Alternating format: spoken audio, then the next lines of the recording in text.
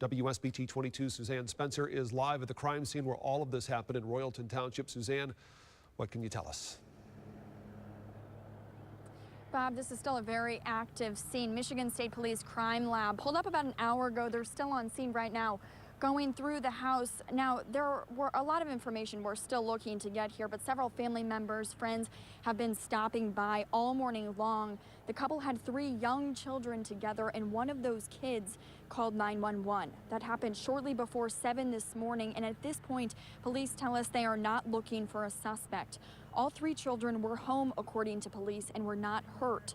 Police told us moments ago those kids are staying with friends and family today. Police would not go into detail about where the bodies were found or how close together. Police saying at this point it's not suspicious. They did not see any signs of forced entry. It's also not clear yet how the couple died.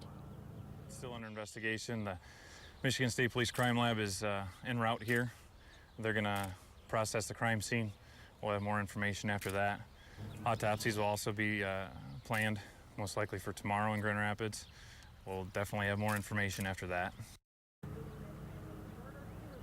Bohn was very well known in the Berrien County community for her work with the Susan Komen Foundation.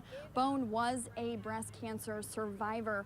Now, in a previous interview with our correspondent up here in Berrien County, she had told him that one of the greatest accomplishments was being a mother. She had 3 young kids later on in life. She said being a mother is one of the hardest jobs in her life. And we'll, of course, stay out here and continue to bring you more updates tonight at 4, 5, and 6. All right, Suzanne, thanks very much. And WSBT 22's Suzanne Spencer is right outside their home where all of this happened. Suzanne, a very tough day for so many people. It is, Jennifer, for police, for family, and for neighbors all out here. They've all been talking about Denise's contagious smile, her laugh, and all of her work that she's accomplished here in the Benton Harbor and Berrien County community. They're talking about this. Everything that happened here over the past couple of days is a devastating loss. All of this started shortly before 7 this morning when one of their 3 kids called 911. When police got here, they found Denise dead in their bedroom and Eric dead in the basement with a handgun nearby. Police are doing interviews right now, knocking on doors, trying to figure out why and what happened. They said preliminary interviews revealed some marital issues and that Eric may have planned this. All 3 kids are all under the age of 10 and were waiting at the door as police got on scene. They were not hurt, and police do tell us they're safe tonight with family and friends nearby. Now, the Michigan State Crime Lab is still here and has been going on for 5 hours, processing the scene, going into the house, talking to witnesses, trying to get as much information as they can. We're told that those autopsies, though, will be happening tomorrow morning in Grand Rapids about 10 o'clock. I'm headed to go talk with several neighbors who have been impacted by this crime. We'll have that story for you tonight at 5. Live in Berrien County, Suzanne Spencer, WSBT 22 News. And Suzanne, I have to ask you, police believe this may have been planned. When police got here shortly before 7 o'clock this morning, they found the couple's 3 children standing at the door. They found Denise's body upstairs in a bedroom and her husband Eric's down in the basement with a handgun lying nearby. One of their kids were the ones who called 911. Now, based on an early review of evidence, police believe Eric shot Denise sometime this morning. That's based on witnesses who heard apparent gunshots. Denise was shot multiple times in the bedroom, and they did not know how many times the husband was shot. Police believe the couple were going through some sort of marital issues, but don't know if a specific incident led up to the murder-suicide. Denise was known in the area for her work with the Susan G. Komen Foundation. She was a breast cancer survivor. Just sent an email out yesterday afternoon about an event she was running in to raise money for breast cancer awareness. All day long, we've been out here talking to people who knew and loved Denise. They say this is a huge loss for the community. She was a nice person. She was, she was a hard worker. She was a great mother. She was a good friend. So it's just really hard to believe that something like this would happen to her after everything she's been through. I did know the female victim personally or professionally through work, and it's a tragic loss with what happened here today. Certainly a very tragic loss. Michigan State Police still out here, have been out here for several hours since early this morning. They're trying to piece together exactly what happened, what led up to this. They also said that they have never seen an incident like this in the area. I'm working on that story and we'll have that for you tonight at 6.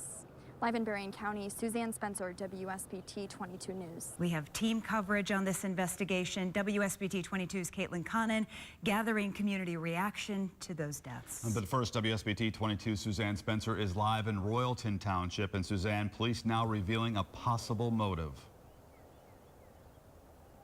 Police found Denise's body in the upstairs of their home in their bedroom, and her husband's body, Eric's body, down in the basement with a handgun lying nearby. Now, police said that witnesses told them the couple had been having marital problems prior to this, and they also said that it's possible that Eric planned to do this. Of course, still sorting through a lot of evidence, but all day long, dozens of people showed up to show their support, asking why and how this could happen.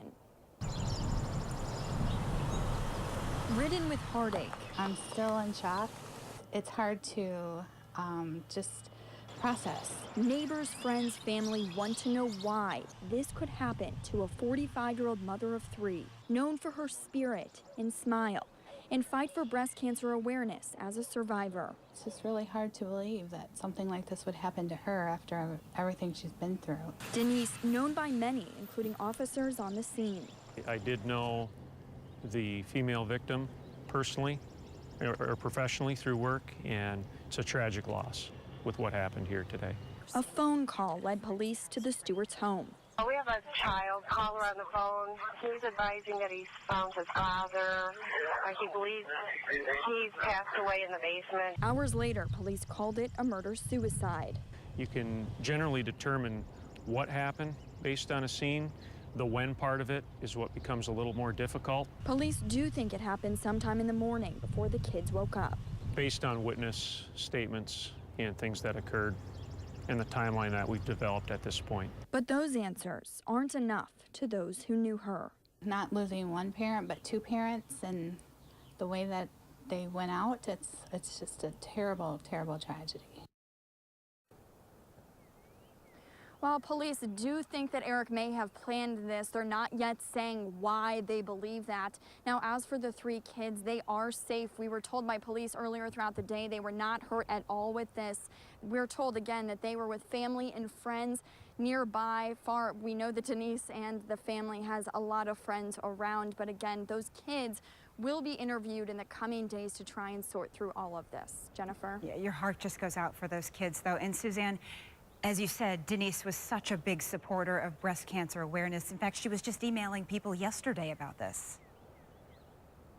She was, and I got an email myself about this. I mean, everyone who was out here today was talking about how she gave 100% effort to everything she did. I only worked with her for about a year, but I know many people at WSBT worked for her much longer and would reiterate those same concerns.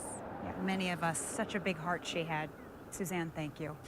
A conversation about a gun silencer, marital issues, and quitting a job. All things that led police to believe 51-year-old Eric Stewart likely planned to kill Denise Bohn Stewart then himself. The 45-year-old mother of 3 and well-known radio host was found dead in her home. WSBT 22's Suzanne Spencer has been following this story.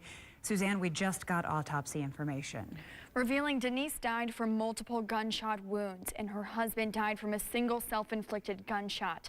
But it's the why that police are still searching for.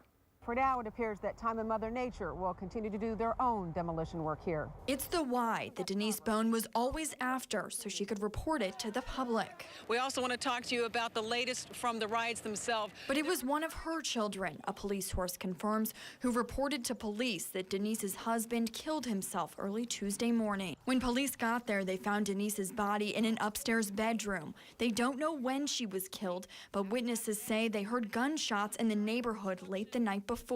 And it's what happened before that leads police to believe this was all planned. A source confirms Eric Stewart had a conversation with someone about difficulty in finding a gun silencer. He resigned from his position at Cook Nuclear the day before all of this happened, and police say the couple was going through marital issues. There wasn't a legal record of any separation or divorce between the couple at the Berrien County Courthouse, and police have no records of calls to service to their home in the past 5 years. But anytime a couple is going through marital problems, whether a divorce or separation, it's a volatile time. When you're separating from someone, when you're divorcing someone, they're getting away from you. And so this can trigger the violence because he knows he's no longer going to be able to control her.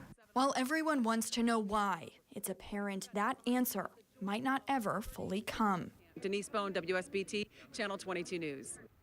Now, just in the past 24 hours, a GoFundMe page was created for Denise's children, and just in the past 5 hours, the money raised climbed to nearly $7,500. That money going to help all of those kids, all 3 of them under the age of 10. Now, Rick, of course, we had said a couple days ago they were not hurt and are staying with friends and family tonight. Suzanne, thank you.